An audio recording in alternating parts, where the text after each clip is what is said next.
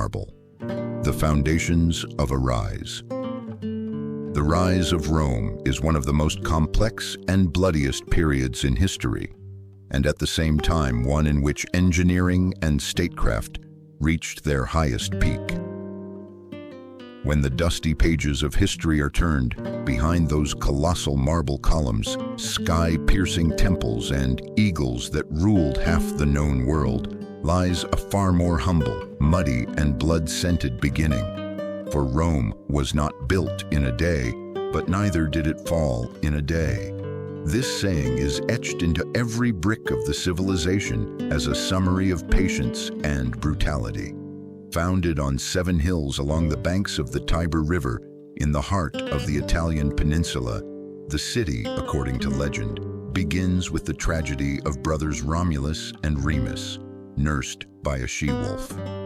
Yet when we lift the fog of mythology, the reality is far harsher. Around 753 BC, from a malaria-ridden village surrounded by swamps, a refuge for bandits and exiles, emerged an empire that would turn the Mediterranean into a Roman lake, Mare Nostrum. This was one of the most systematic unions of violence and engineering the world had ever seen. The oppressive atmosphere of the kingdom period ended in 509 BC, with the expulsion of the last king, Tarquinius Superbus, a spark that fundamentally changed Rome's destiny. No longer was power concentrated in the whims of a single man. Instead, there was a republic, res publica, operating in the name of Senatus Populusque Romanus, SPQR, the Senate and the people of Rome. This system became the main engine of expansion, as power was shared between 2 consuls who checked each other and a Senate composed of aristocrats. Yet the common people, the plebeians, were long crushed within this equation. This internal tension kept Rome's social fabric constantly alive, and at times violently torn apart. What made Rome truly Roman was not merely its ability to wield the sword, but its obsession with learning from defeat. When the Gauls sacked the city in 390 BC, the trauma embedded such deep fear into the Roman psyche that they vowed never again to be defenseless. They completely reformed their military system, abandoning the rigid phalanx in favor of the flexible, deadly manipular system, capable of moving like a chessboard. This was the moment when the terrifying discipline of the Roman army, the legions, came fully into play. If a soldier slept on guard duty or fled in fear, not only he but his entire unit could be punished. The most brutal method, decimation, involved selecting 1 out of every 10 soldiers by lot and having him beaten to death by his comrades, ensuring that soldiers feared their commander more than death itself. The greatest test of Rome's rise was undoubtedly the Punic Wars against Carthage. Opposing them was the military genius Hannibal Barca, who crossed the Alps with war elephants and descended into the heart of Italy, plunging Rome into its greatest panic. At the Battle of Cannae in 216 BC, nearly the entire Roman army, more than 50,000 men, was annihilated in a single day. Lamentations rose from every household, and despair spread like a plague. Yet this is where Rome's true difference emerged. Instead of surrendering, they adopted the Fabian strategy, choosing to wear down the enemy. Then came a hero, Scipio Africanus. When Scipio defeated Hannibal on his own soil at Zama, Rome was firmly on the path to becoming master of the entire Mediterranean. These victories poured gold, slaves, and exotic goods into the city, but the social structure began to crack. Wealth flowed mainly to senators and generals, while ordinary farmer soldiers returned home to find their lands lost to debt and transformed into massive estates, latifundia. This injustice led the brothers Tiberius and Gaius Gracchus to demand land reforms. The Senate, seeing its power threatened, crushed these attempts in blood, and political violence appeared openly on the streets of Rome for the first time. Amid this chaos emerged the man who would fundamentally transform the army and Rome itself, Gaius Marius, by recruiting landless poor citizens into the army and promising them pay and land not from the state, but from their general. He solved Rome's manpower crisis in the short term. In the long run, however, he shifted soldiers' loyalty away from the state and toward their commanders, igniting the civil wars that would ultimately destroy the Republic. Marius's soldiers were called Marius's mules because each carried his own equipment, dramatically increasing the army's speed and mobility. As the army grew stronger, technology and medicine advanced alongside it. The Romans combined Greek medical knowledge with the practical needs of the battlefield, revolutionizing surgery. They could ligate blood vessels to stop bleeding, perform cataract surgeries, and even conduct skull operations, trepanation. The famous physician Galen treated the wounds of gladiators, uncovering details of human anatomy previously unknown, and his work would form the foundation of medicine for centuries. Yet perhaps Rome's greatest technological weapon was not the sword, but Roman concrete, opus cementicium. Made from volcanic ash, lime, and seawater, this miraculous material hardened even underwater. It is the secret behind the enduring strength of the Colosseum, the Pantheon, and miles of aqueducts. These aqueducts used gravity with perfect engineering gradients to carry clean water from distant mountains into the city, feeding baths and fountains and providing Rome with one of the most hygienic urban lives of the ancient world. For a Roman, the bath was not just a place to wash, it was a center of socializing, gossip, and politics. Roads were the nervous system of the empire. The saying, "all roads lead to Rome," was no exaggeration. Built with stone paving and drainage systems to allow rapid troop movement and trade, their quality was so high that some are still in use today. Yet all this engineering and military genius could not restrain political ambition. Rome became a battleground for power among giants such as Sulla, Pompey, and Julius Caesar. Julius Caesar, in particular, after conquering Gaul, where millions of Gauls were killed or enslaved, returned with immense wealth and a fiercely loyal army. When he crossed the Rubicon River and declared, "The die is cast, alea iacta est," the Republic was effectively on its deathbed. Though his dictatorship was welcomed by the people, it was a nightmare for traditionalists in the Senate. That nightmare ended on the Ides of March in 44 BC, with 23 stab wounds. Yet Caesar's death did not save the Republic. It plunged Rome into even bloodier civil wars. Ultimately, Caesar's adopted son, Octavian, later known as Augustus, defeated Mark Antony and Cleopatra at Actium and became Rome's sole ruler. He ushered in the Pax Romana, the Roman peace, a roughly 200-year golden age of secure borders, thriving trade, and artistic achievement. When Augustus said, "I found Rome a city of brick and left it a city of marble," he spoke the truth. With a population of over 1 million, Rome was the capital of the ancient world, and the Forum Romanum was where the heart of the world beat. But the price of this rise was immense.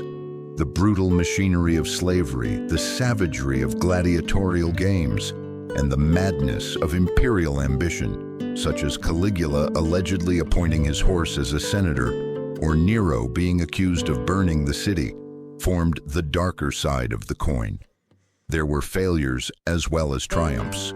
In AD 9, when Varus lost 3 full legions, nearly 20,000 soldiers in an ambush by Germanic tribes in the Teutoburg forest, it is said that the elderly Emperor Augustus wandered the palace halls crying, "Quintilius Varus, give me back my legions." This disaster marked the limit of Roman expansion in the north. As for public reaction, the Roman people were pacified with bread and circuses, panem et circenses. As long as their stomachs were full, and they could watch thrilling deaths in the Colosseum. They cared little that their political freedoms were slipping away. The empire gave them security and spectacle in return. Rome's rise was not only a military success, but also an extraordinary ability to fuse different cultures, religions, and technologies into a new Roman identity. A Syrian merchant, a Spanish soldier, and a Greek philosopher could all live under the same legal system. Roman law remains the foundation of modern Western law today. Concepts such as the presumption of innocence and written laws, the 12 tables, were systematized in this era. In medicine, an obsession with hygiene and massive sewer systems like the Cloaca Maxima helped limit the spread of disease, though hidden dangers such as lead poisoning from pipes quietly threatened public health. Thus, from a small city-state to a vast empire stretching from Britain to Egypt, Rome wrote one of the greatest, most complex, and most compelling stories in human history, a story soaked in blood, sweat, ingenuity, and an unending hunger for power. The footsteps of destruction, faith, betrayal, and barbarians. It was once believed that the era when sunlight struck Rome's marble columns at their peak, when the legions were thought invincible, the age of Pax Romana, the Roman peace, would last forever. Yet history teaches us, through its most painful lessons, that no power is eternal. For Rome, the beginning of the end did not come from an external enemy, but from decay within. As a symbol of this rot, historians often point to the death of the philosopher-emperor Marcus Aurelius and the succession of his son Commodus. Commodus inherited not a shred of his father's wisdom, obsessed with gladiatorial combat rather than statecraft.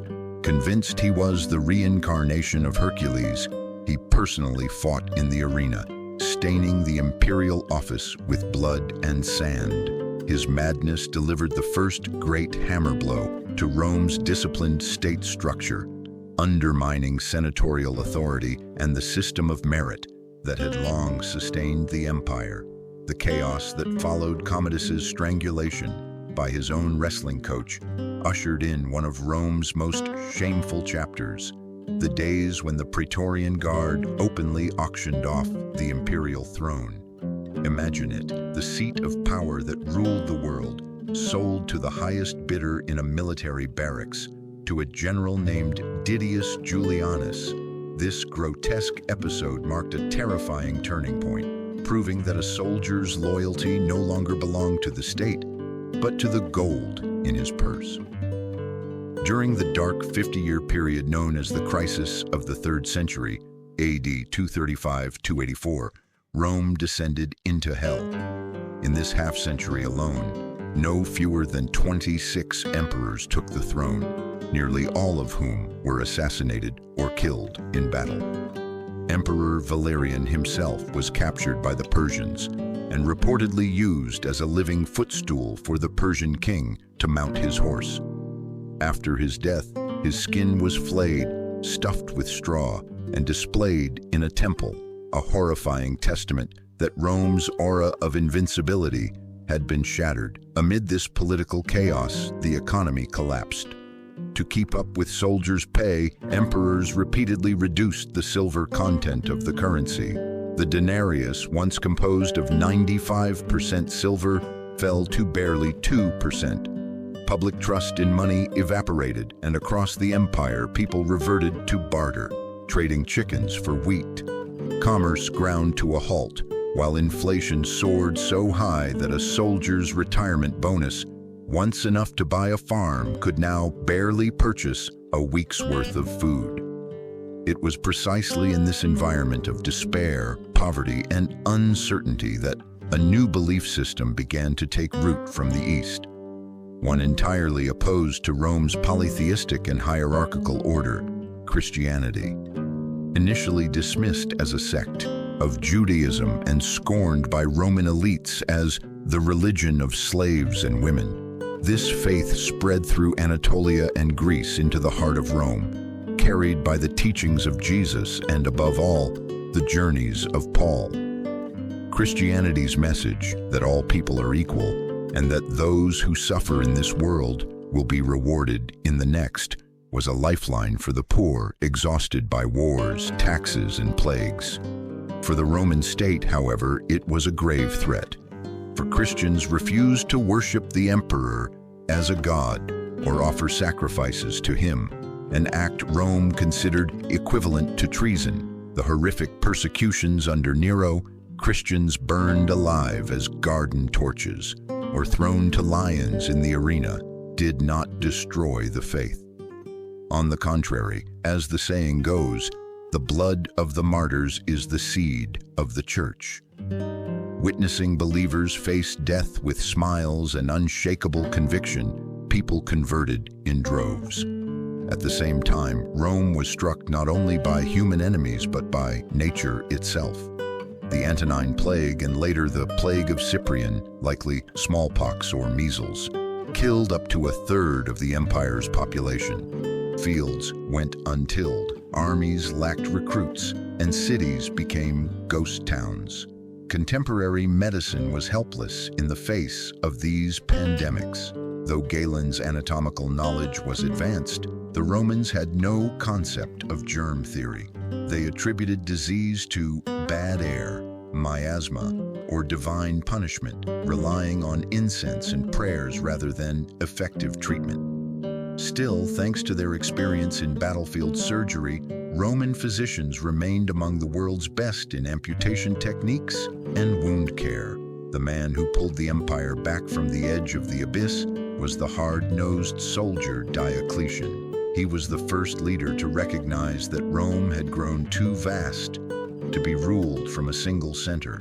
In a radical move, he divided the empire into east and west and established the tetrarchy, the rule of four. On paper, the system made sense. 2 senior emperors, Augusti, and 2 junior emperors, Caesars, enabling faster responses to rebellions and border incursions. Diocletian also issued price edicts to fight inflation, but black markets were so widespread that these economic reforms failed. When Diocletian retired from power to grow cabbages, the system collapsed and civil wars resumed until Constantine the Great emerged. Constantine transformed the course of Roman history with 2 decisive actions. First, before the Battle of the Milvian Bridge, he reportedly saw a vision of the cross and ordered it painted on his soldiers' shields. After his victory, he issued the Edict of Milan in AD 313, legalizing Christianity, an act that effectively marked the end of pagan Rome. Second, he moved the capital from the exhausted, pagan, intrigue-ridden city of Rome to Byzantium, strategically located on the wealthy eastern trade routes and far easier to defend, renaming it Constantinople. This shift moved the empire's center of gravity from west to east, reducing Western Rome to an abandoned frontier, left at the mercy of the barbarians. It was precisely at this moment that the Huns, horsemen from the Central Asian steppes, who slept, ate, and lived on horseback, and who deliberately deformed their skulls in infancy to appear more terrifying, reached the gates of Europe. The domino effect they unleashed triggered the Great Migration. Visigoths, Ostrogoths, Vandals, and other Germanic tribes fleeing the Huns flooded toward Roman borders. These barbarians did not initially seek to destroy Rome. They wanted to share in its wealth and protection. When the Visigoths requested asylum, they were allowed to cross the Danube. But the greed of Roman officials, who forced refugees to sell their children into slavery in exchange for dog meat, sparked rebellion. In AD 378, the Visigoths annihilated the Roman army at the Battle of Adrianople and killed Emperor Valens on the battlefield. This defeat was the final nail in the coffin of the myth of Roman invincibility. Rome now depended on barbarian mercenaries to defend its borders. The barbarized army had completely abandoned Roman discipline and the legendary legionary order, becoming a disloyal and unruly force. events accelerated rapidly. In AD 410, Visigoth King Alaric, seeking to punish a Roman government that had repeatedly deceived him, besieged the city. When the gates were opened from within, Rome, the eternal city unoccupied for 800 years, was sacked by barbarians. The shock reverberated throughout the ancient world. Saint Jerome wept, writing, "The city that took the whole world captive has itself been taken captive." Yet worse was to come. Attila, the scourge of God. The Hun emperor extorted tribute from both east and west, leaving devastation in his wake. Though the last great Roman general of the West, Aetius, managed to halt Attila at the Battle of the Catalonian Plains in AD 451 with the help of Germanic allies, this was Rome's final breath.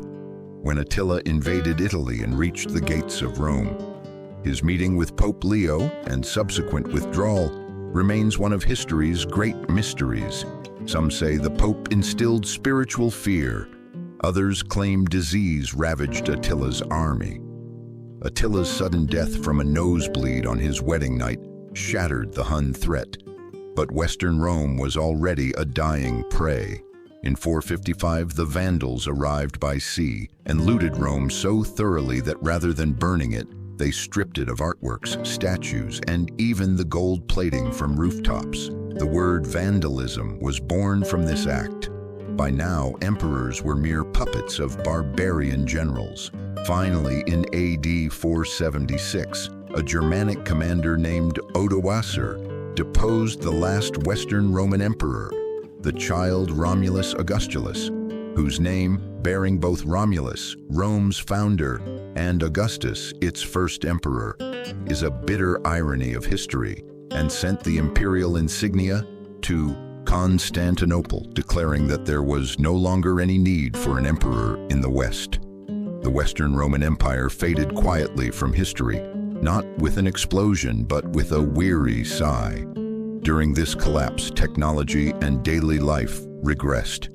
The magnificent aqueducts dried up from neglect, baths closed, and people lost habits of cleanliness. Roads fell into disrepair, trade became local, literacy plummeted, and libraries were burned or left to rot. The knowledge of Roman concrete was forgotten, and sturdy stone buildings gave way to crude wooden structures. Yet the Eastern Roman Empire, Byzantium, would preserve Roman law, culture, and legacy behind its massive walls for another 1,000 years, blending them with Christianity, developing new technologies like Greek fire and safeguarding ancient wisdom until the Renaissance. In the West, the Church filled the vacuum left by the fallen state. Latin remained its language. Bishops replaced former governors, and Roman administrative divisions became ecclesiastical ones. Politically, Rome was dead, but its spirit lived on within the institutional structure of the Catholic Church. Public reaction to the collapse was mixed. The wealthy withdrew to fortified villas, laying the foundations of feudalism, while for the poor, the identity of the emperor no longer mattered. What mattered was whether the incoming barbarian would spare their lives and feed them. In some regions, people even preferred barbarian kings with lighter taxes to oppressive Roman tax collectors. Thus, the colossal machine that once unified the Mediterranean, perfected law, architecture, and warfare, crushed itself under its own weight and gave way to the fragmented, feudal, and darker world of the Middle Ages. Yet Rome's ghost continued to live on, in the dreams of European kings, in the prayers of the Church, and in the shadows of its ruins. Rome's magnificent collapse in the West was not truly an ending, but the beginning of a new and far more exotic universe. One in which a colossal body was split in two, and one half began a desperate struggle to survive. Now let us take our story from the foggy, ruined streets of the West and carry it eastward to the sunlit marble, the scent of spices, and the gold-clad splendor of the East, to Constantinople. This was now the new Rome, where the Roman spirit would be reborn in an entirely new identity, fused with Greek culture and Christian mysticism. The rise of the East, the splendor of Justinian, and the final act. The official disappearance of the Western Roman Empire in AD 476 was not met with open mourning in the imperial palace of Constantinople, but rather seen as a quiet opportunity.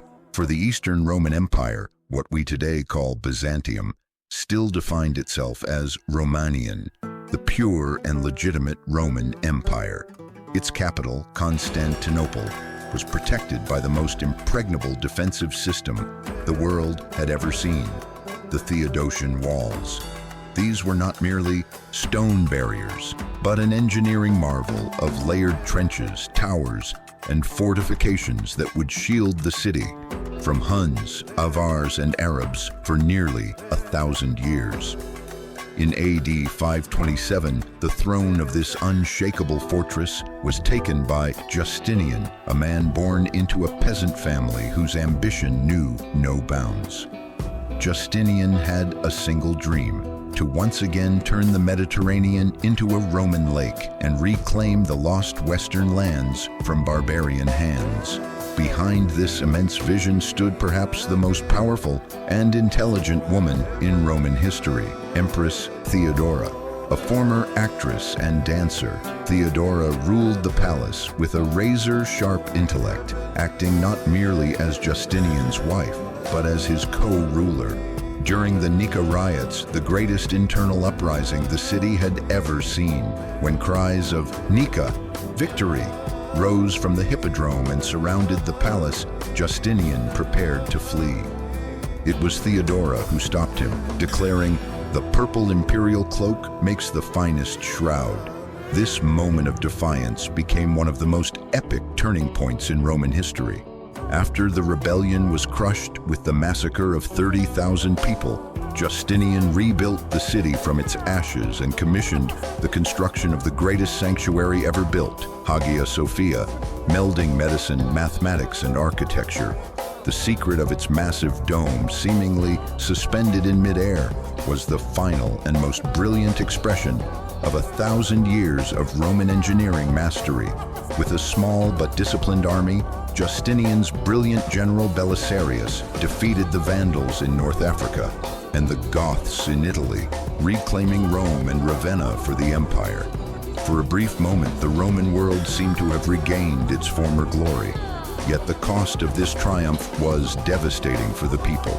Endless wars meant crushing taxes, and just as the burden became unbearable, nature struck Rome its greatest blow, the plague of Justinian. In AD 541, carried by rats from Egypt, this disease entered Constantinople as the first recorded great outbreak of bubonic plague. In those horrific days when up to 10,000 people died daily, streets overflowed with corpses and there was no land left to dig graves, medicine once again stood helpless. Doctors blamed evil spirits or misaligned stars, while desperate citizens crowded into churches, ironically accelerating the spread of the disease. The plague shattered not only human lives, but the empire's army and economy as well. Newly conquered territories were left defenseless, and Rome's once mighty population base would never recover. In the realm of technology, however, Eastern Rome produced a miracle: Greek fire, hygros pyr. This was an ancient form of napalm that burned even on water, reducing enemy ships to ashes within seconds. Its secret was guarded so fiercely that only the emperor and the family who invented it knew its formula. Thanks to this weapon, the Roman navy repelled multiple Islamic naval sieges in the 7th century. Yet within the empire, bitter religious disputes, especially the violent conflicts over the veneration of icons during the iconoclasm, slowly ate away at the state from within. The population ceased to be merely tax-paying citizens and became factions willing to slaughter one another over theological dogma. The defeat by the Seljuk Turks at Manzikert in 1071 marked the loss of Anatolia, the empire's primary source of manpower and food, and was the moment Rome's backbone truly snapped. The most tragic chapter came in 1204 during the Fourth Crusade. Crusaders who had set out to save their Christian brothers were mesmerized by Constantinople's wealth and turned on the city itself. 1,000 years of Roman accumulation, ancient statues, libraries, and sacred relics was looted by Western knights. This destruction shattered Rome's spiritual and material strength beyond any hope of repair. By this time, the population no longer primarily identified as Roman, but as Orthodox Christian. Life had retreated behind fortress walls, while the vast trade networks of Old Rome gave way to exploitation by Venetian and Genoese merchants. Finally, in 1453, technology once again altered the course of history when the massive cannons of Mehmed II began pounding the supposedly impassable Roman walls. It was not merely a city that was falling, but the final remnant of the ancient world. The last emperor, Constantine V, leaping through a breach in the walls for one final charge and dying like an unnamed soldier, was a sorrowful yet fitting end for a civilization born of pride and warfare. Rome had begun with a child suckled by a wolf. It ended with a man disappearing into the soil beneath the walls. Yet the legacy endured. The legal system, the alphabet, the calendar, and the concept of statecraft that Rome left behind form the very foundation of the modern world we stand upon today. Rome may have died as a state, but as a civilization it continues to walk among us. The story of that great siege which changed the course of history, shattered the dark walls of the Middle Ages, and battered open the gates of a new era with the thunder of cannons did not, in fact, begin in 1453, but at dawn on March 29, 1432, with the birth of a prince in the palace of Edirne. Born as the son of Murad II, Mehmed II was raised not merely as a candidate for the throne, but as an intellectual and a strategic genius who had sworn to unravel the secrets of the universe. While growing up under the compassion of his mother, Huma Hatun, he was molded by his father's strict discipline of statecraft and the spiritual guidance of the greatest scholar of the age, Akhshemseddin. From an early age, this child possessed such profound linguistic mastery that he could speak Arabic, Persian, Latin, Greek, and Hebrew as fluently as his native tongue. He fell asleep with the campaigns of Alexander, the tactics of Caesar, and the history of Rome beneath his pillow. His mind was not confined to the Islamic world alone. He was preparing himself to become the absolute ruler of both East and West, the Kaisari Rum. When he ascended the throne at the age of just 12, he was met with the condescending attitudes of senior statesmen and janissaries, an experience that hardened the steel-like will within his character. Being forced to relinquish the throne back to his father during this first reign did not mark a failure, but rather ignited an even greater ambition and a period of intense preparation. While serving as a provincial governor in Manisa, he would stay awake through the nights drawing maps of Constantinople, memorizing the weak points of its walls, and repeating the words, "Either I will take Istanbul, or Istanbul will take me," like a prayer on his lips. When his father died in 1451 and he ascended the throne for the second time, standing before him were the aged and cunning Byzantine emperor, Constantine Palaiologos, and the European alliance behind him. But the young sultan's plans extended far beyond their imagination. Istanbul had been besieged dozens of times before. The Umayyads, the Abbasids, the Bulgarians, and even the Ottomans themselves had knelt before its walls, yet the colossal Theodosian walls had protected the city like an impenetrable armor each time. To overcome this ill fate, young Mehmed decided to unite science and technology with near-divine force. In Edirne, he established massive foundries and commissioned the Hungarian master Urban to cast the largest cannons the world had ever seen up to that point. the Shahi cannons, so enormous that each one required 60 pairs of oxen and hundreds of soldiers to transport. Preparations were not limited to artillery alone. To cut off aid coming to Byzantium from the Black Sea, he ordered the construction of Rumeli Fortress, directly opposite Anadolu Fortress, built earlier by Bayezid I at the narrowest point of the Bosphorus, completing it in an almost impossible span of just 4 months. This move went beyond military genius. It was the act of tightening a noose around Byzantium's throat. While some viziers in the palace tried to dissuade the Sultan by declaring the task impossible, in the eyes of the young ruler burned only the fire of the prophet's promise. Constantinople shall surely be conquered. Among the people, great excitement was mixed with the fear of, what if we fail? While the Ottoman army established a magnificent camp life, governed by strict Islamic discipline, where alcohol was forbidden. Prayer times were never neglected, and every soldier was raised like a dervish. When the siege officially began on April 6, 1453, the people of Byzantium looked out from the walls and believed the apocalypse had arrived, as they saw the vast Ottoman tent city stretching to the horizon, illuminated by thousands of torches.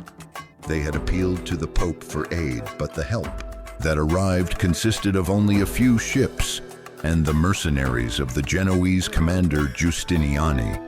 As the fighting commenced, the roar of the Shahi cannons shook the earth and sky, and massive chunks of marble torn from the walls rained down into the city.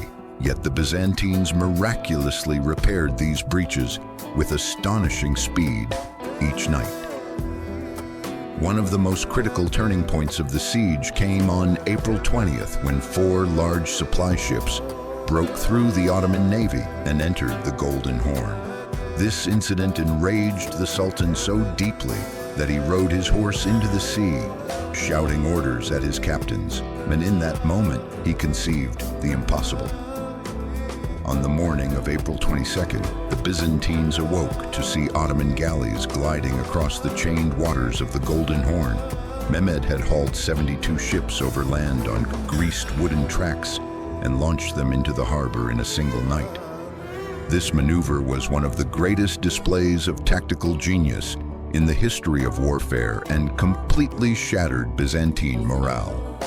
On the battlefield, Janissaries, Azaps, and Sipahis attacked in perfect coordination, while exhaustion and hunger had begun to take their toll on the Byzantine defenders.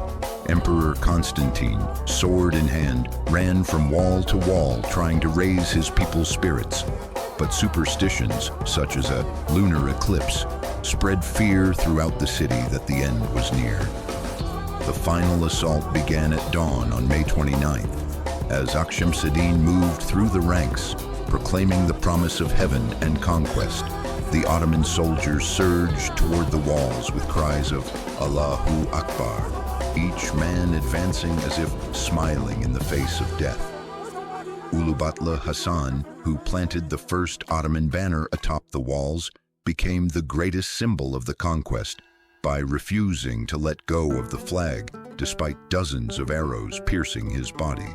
When Giustiniani was gravely wounded and withdrew from the battlefield, Byzantine resistance collapsed, and the Ottoman army began pouring into the city through the Topkapı Gate. It is said that at that moment, Emperor Constantine removed his purple cloak and died fighting like an ordinary soldier.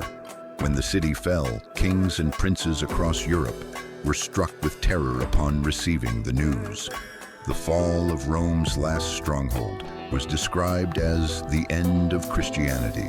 When Mehmed the Conqueror entered the city atop his white horse, he did not rush in drunken triumph, but with great dignity went directly to Hagia Sophia.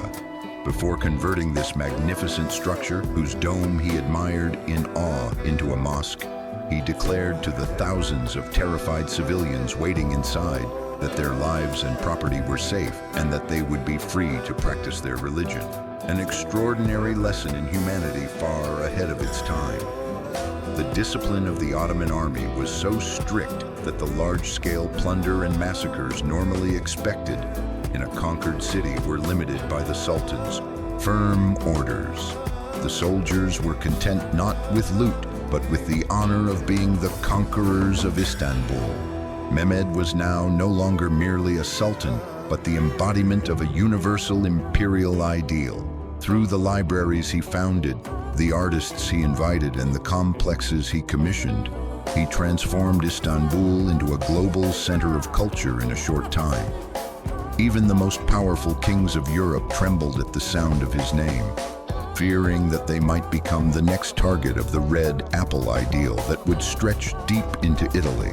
This conquest was not merely the transfer of a city from one ruler to another, but the moment when feudalism collapsed along with the walls, when the power of cannons shook royal authority, and when the great intellectual migration that would ignite the Renaissance began. The last remnant of Rome, Byzantium, had been reborn from its ashes as a new and far more powerful Muslim empire. And the architect of this rise, that 21-year-old young man, etched his name into history in golden letters as Fatih, the conqueror. When Istanbul's dusty and blood-soaked walls finally gave way to the calm of victory, the 21-year-old young ruler had not merely taken a city, he had stepped onto the world stage as one of history's greatest visionaries. Fatih Sultan Mehmed, instead of leaving the city as a ruin after the conquest, immediately embarked on monumental projects that would transform it into the intellectual, cultural, and economic center of the world. First and foremost, by adopting the title Kaiser-i-Rum, he proclaimed himself the legitimate heir of the Roman Empire. And this was not merely a title, but a cause: the ambition to build a universal empire. His first act was to transform Hagia Sophia into a center of science and worship, while across the city he commissioned the Sana-Siman Madrasas, institutions that provided education in astronomy, medicine, mathematics, and philosophy at a level comparable to Oxford or Harvard of their age. Fatih personally attended these lessons, debated with scholars, and solved mathematical problems, for his intellect was not confined to the battlefield alone. Palace life, meanwhile, was elevated to an entirely new dimension with the construction of Topkapi Palace, not merely the Sultan's residence, but a center of intellect, where all the gears of the state turned, housing a vast library filled with rare works gathered from across the world.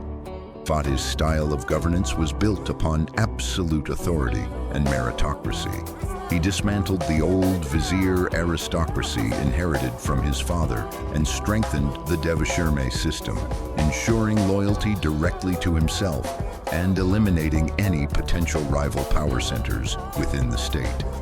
In the army, he carried out a revolution, increasing the number of janissaries and transforming them into the world's first fully professional, firearm-based military force. At that time, the Ottoman army was the only force in the world capable of organizing musket-bearing units on such a scale. Fatih's battlefield tactics reflected a true chess master's genius. He never entered a war with a single plan. Instead, he analyzed enemy psychology and geography, down to the finest detail. For example, during the Karaman campaign and at the Battle of Otlukbeli against Uzun Hasan, he used firepower, cannons, and firearms in open field battles, utterly annihilating the era's heavily armored cavalry forces. His brilliance extended beyond warfare into diplomacy. By playing the Venetians and Genoese against one another, he kept Mediterranean trade under control and manipulated European dynastic struggles like a master puppeteer. One of the most intriguing and human aspects of Fatih's life, however, lay in his relationships with figures such as Radu, historically known as Radu the Handsome, the brother of Vlad the Impaler, or others from his close inner circle, companions who had grown up alongside him and whom he loved almost like brothers. This part of the story highlights his bond with friends raised beside him, breathing in both Western culture and Eastern wisdom together. Fatih surrounded himself not only with Muslim scholars but also with Italian painters such as Bellini, Greek philosophers, and Jewish physicians. In his mind, distinctions of religion and race mattered far less than knowledge and loyalty. In long conversations with figures like Van Dyck or other foreign advisors and artists of the era, he discussed Renaissance art and ancient Greek philosophy. While reading Homer's Iliad, he would also delve into the depths of Al-Ghazali. This multicultural outlook formed the foundation of the tolerance policy he applied while rebuilding Istanbul. He invited Greeks, Armenians, and Jews back to the city, granting them their own neighborhoods and places of worship, because he knew that a great empire could only rise through the harmony of different colors. Throughout his reign, he scarcely rested. With the conquest of Euboea, the incorporation of Crimea into the Ottoman state, turning the Black Sea into a Turkish lake, and the campaigns in Bosnia and Albania, he brought the Balkans fully under Ottoman control. Particularly after the conquest of Bosnia, the Charter of Freedom, Ahidname, he granted to the clergy remains, even today, one of the most important documents in the history of human rights. Yet Fatih's greatest and most mysterious dream was always Italy. He sought to take Rome and unite the two Romes under a single throne. When he sent Gedik Ahmed Pasha to Otranto in 1480, and Ottoman forces set foot on Italian shores, all of Europe trembled with the fear that the Great Turk is coming. The Pope was already making plans to abandon Rome, but here fate intervened. In 1481, as Fatih set out on a new and massive campaign toward the east, whether the true target was Egypt or Italy remains a mystery, he suddenly fell ill at Hunkar Meadow near Gebze. His long-suffering gout had worsened, yet the clouds of suspicion surrounding his death never fully dissipated. Many historians claim that he was poisoned by Venetian agents through his Jewish physician, Maestro Lopo. When he passed away on May 3, 1481, at only 49 years of age, he left behind an unshakable state order, a technology that had shattered invincible walls, and a cultural legacy that fused East and West into a single crucible. When news of his death reached Europe, church bells rang for days with the cry, La Grande Aquila è morta, the great eagle is dead. Fatih Sultan Mehmed had risen from the ashes of Rome like a new sun, sealing the lands he conquered, not only with his sword, but with his intellect and his pen. His death was not the end of an era. It was the beginning of the long and magnificent march of the Ottoman Empire toward world dominion.